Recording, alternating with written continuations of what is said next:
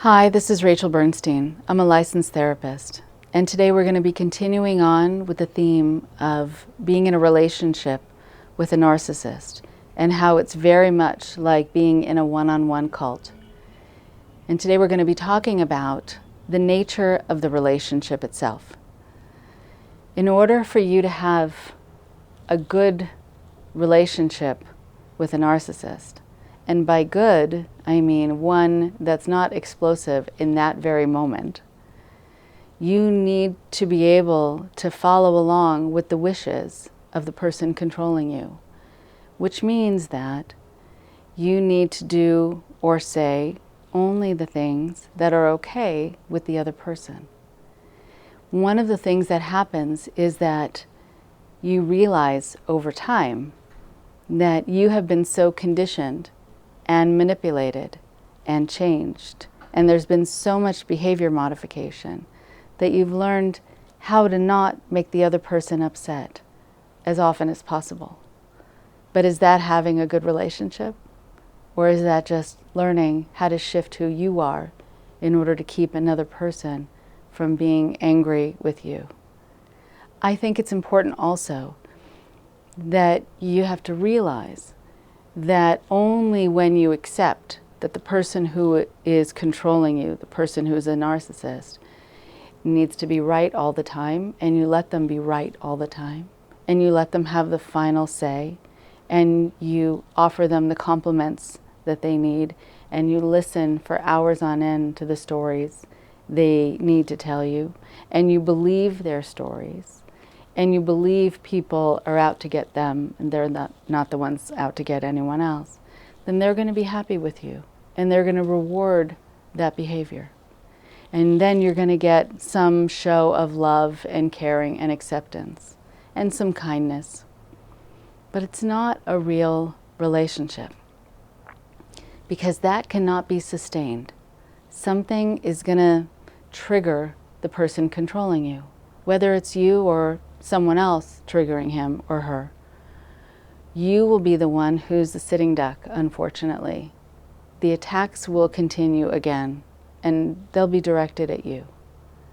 In part because so far, unfortunately, they've gotten away with it.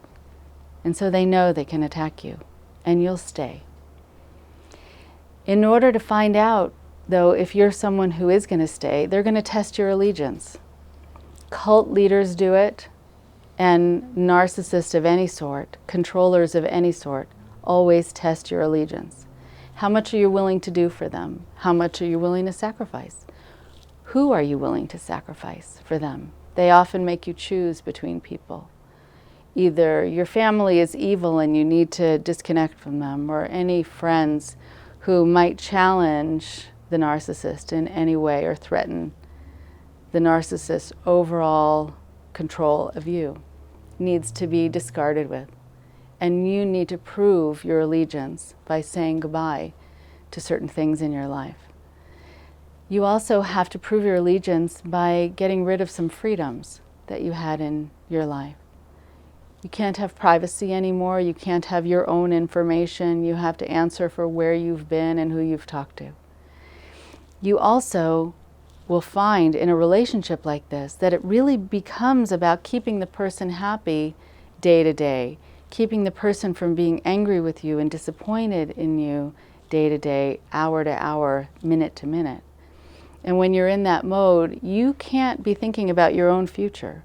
You're thinking about right now.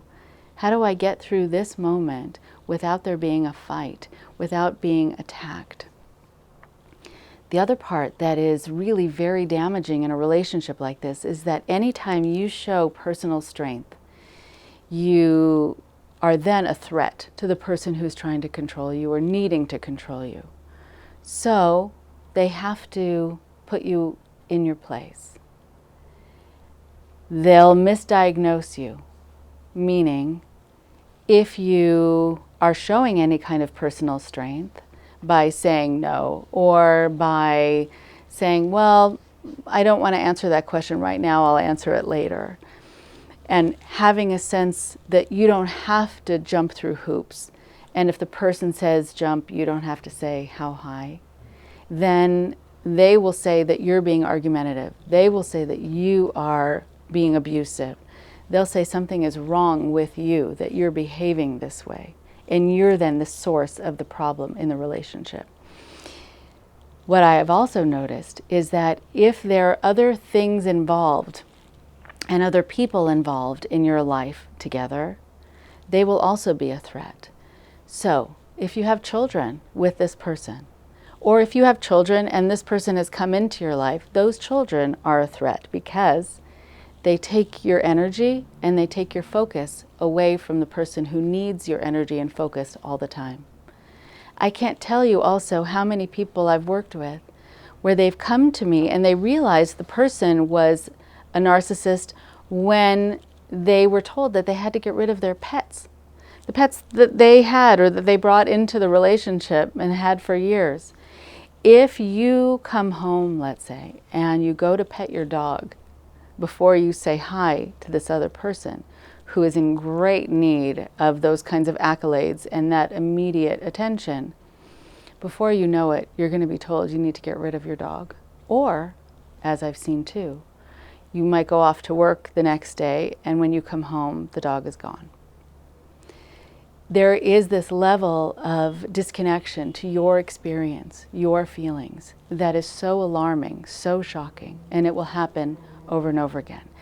The other part is that you need to explain yourself all the time. Why did you pet the dog before you said hi to me? Did you think it was worth it to do that? Is the dog more important than me? Why did you go to take care of your sick child instead of coming to visit me? Don't you think that I'm important? Don't you think I'm more important? And you have to justify, explain, and you're always going to feel like your justifications and your explanations are never quite satisfying enough. You will also have to work to get their approval. So if you say, hey, I just made this, whatever it is, this meal, or I just wrote this speech, or I just made something, what do you think? It's never good. The meal, could have been better. Oh, you made this? Oh, okay. And you will never have that person saying, oh, it was wonderful. Oh, you should feel so proud of yourself. Oh, it's really terrific. It's not going to happen. The thing, though, is that sometimes when you are in that mode, you think, oh, well, maybe it wasn't good. And maybe I do need to work harder. And maybe I have to make sure to get dinner on the table exactly at 6 because that's when he gets there or that's when she gets there.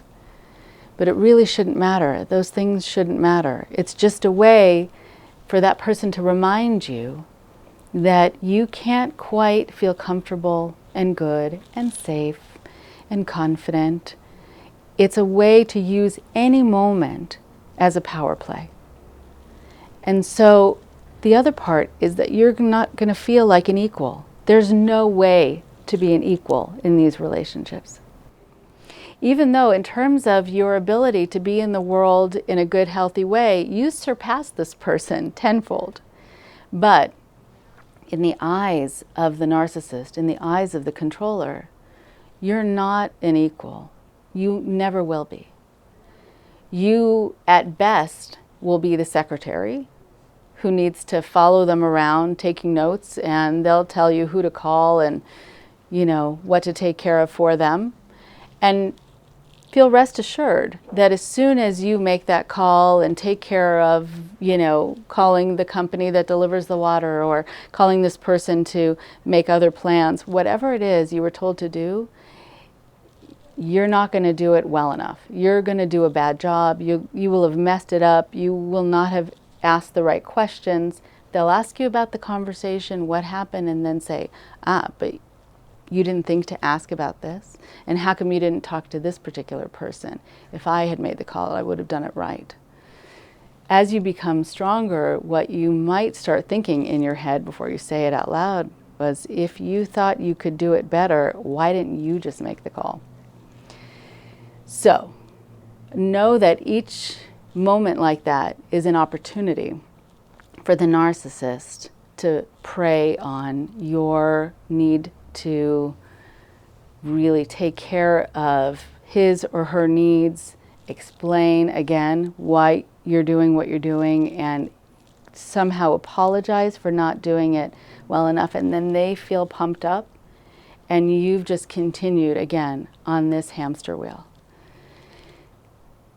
One of the ways that people find out that they're in a relationship that is not a healthy relationship, where there is a very uneven power differential, where you're down here and you're going farther down, is to be able to really have a checklist in mind of the things to watch out for. And so one of the things to watch out for is constant badgering. Some people call that sort of like the little barking dog, like you have someone nipping at your heels all the time, and you can't quite get away from it. And someone's going to be checking up on you, making sure that you did a good enough job, or asking you why you're doing what you're doing, making you feel insecure about the very things he or she knows you already feel insecure about. Again, having to prove your allegiance all the time. Do you really care about me? Do you really love me? Well, if you did, you would do the following things. And usually the following things are things that no one should ask another person to have to do. You also are told that you have to give over all of your information. Information is power. Information is control. In a healthy relationship, you can have your privacy. You can have your emails that don't have to get checked, and you can have your phone records that don't need to get checked. You have control over money. You have decision-making power. You get to have the final say. But in concert with someone who is a controller, who is a narcissist, you never really get the final say, and you never get to hold on to your own private information. If you do, then again, you're going to be accused. You're going to be accused of being secretive. And how come you're not telling me what you did and where you went and who you were with? You must have something to hide. The truth is also that the person controlling you never has to disclose anything. And if you ask, you're being nosy. And if you ask, you're being rude. You also will start to lose your self-confidence and your voice. You'll find that no matter what you say, it doesn't matter anyway. And so people I work with talk about spending a lot of time in their heads and a lot of time rehearsing. And what are they rehearsing? They're rehearsing how to say what they want to say to this person in a way that's not going to trigger any kind of bad reaction. And so they try very hard to find just the right kind of language to use and tone to use and just the right timing. And they'll find that it never quite works out anyway. I think also, when you notice that you're starting to dread seeing the person, hearing the person's car pulling into the driveway, hearing keys in the door, knowing that you're going to have to face this person and answer questions. And what happens for you is you start to have a huge physiological response. Your heart starts racing, you break out into a sweat, you have a funny stomach, you just can't concentrate, you hear a ringing in your ears. That's not the way a relationship should be of any sort. I tell people also, if they're working at a place where they have a boss who makes them feel that way, it's not a good place to work. So imagine, I'm telling people that for a 9-to-5 job, but this is in your home. And your home is no longer a place that is a refuge. A home then becomes a place where there is potential warfare, where you have to hide out in the trenches. One of the things that can also happen is that within a cult and in a controlling relationship, the rules within that environment only apply to you. They don't ever apply to the person who's controlling you. So they can say whatever they want, do whatever they want. They don't have to account for their time. They can use any of the family's resources if it's within a family system. They can use up all the money for things that they wanted. They can also cheat, and they can lie, and they have affairs.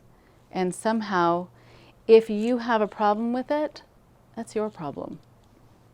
you're being somehow pathetic that you care about this, or you're being controlling because you care about it. I want for you to be able to have a relationship where you are not in survival mode. It shouldn't have to feel that way. It should be a place where you can go and feel good. It should be able to be a place where you're told that you're loved and you feel safe. Whether this is happening in a cult or it's happening in a relationship, you need to be able to know that there is a way out. When you start to feel alone, when you start to feel like the relationship is not about a mutual respect and understanding and love, but it's just about dominance and submission, then it's time to get out. If you feel like some of these things pertain to you in your life, in your relationship, or someone you know, give me a call.